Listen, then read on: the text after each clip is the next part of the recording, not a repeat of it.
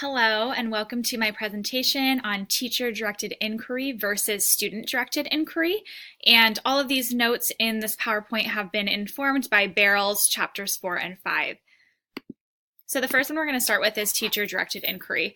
The method of teacher-directed inquiry is when teachers make most of the important decisions regarding a PBL unit.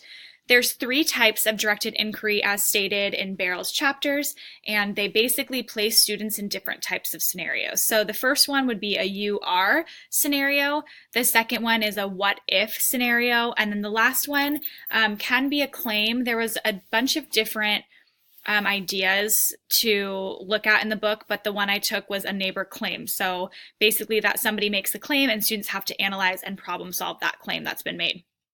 The one I looked at the most was Anne Marie's unit on mountain regions of the eastern United States. And the reason I looked at that one the most was because I am an elementary school teacher, so it applied the most to me. And she was also, I think she was doing a unit on 4th and 5th grade. I'm a 4th grade teacher, so I recognized a lot of the social studies units and standards that were being addressed. So I really enjoyed that. One thing I really liked about her unit was that she started with kind of a big picture through social studies and thought it was easiest to create something around standards that she already knew she had to address. And I thought that would be a really good starting point for someone that's new in PBL or inquiry.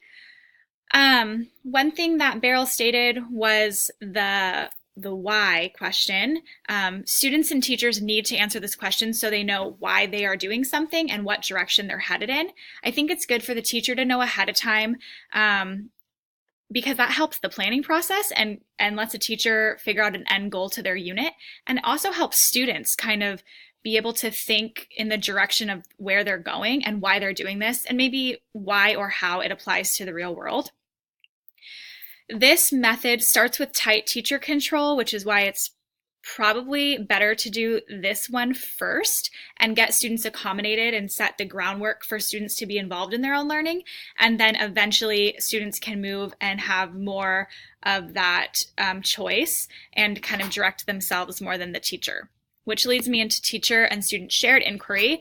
And this is when students have a little bit more of a say in their education and the teacher kind of lays off more.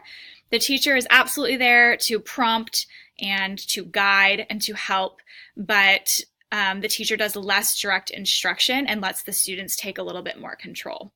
The 2 methods that are commonly used in this is the KWHLAQ and the OTQ.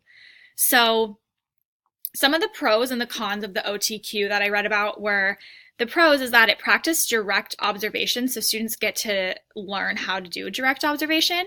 They get to learn difference between facts and conclusions, and it leads students to a lot of questioning, which is a really powerful skill, I think, in students this age. The cons is that students will struggle in the beginning. They will jump to conclusions without observing much. I think that's the hardest part of starting something new, is that the students always struggle in the beginning and they get frustrated, and in turn you get frustrated, but it's definitely part of the learning process that needs to happen. So I think that with anything, that students are going to struggle a little bit in the beginning until they get the hang of it. Another thing I got from the chapter was that it's crucial to have plenty of experience with teacher-directed inquiry before starting the teacher-student shared inquiry.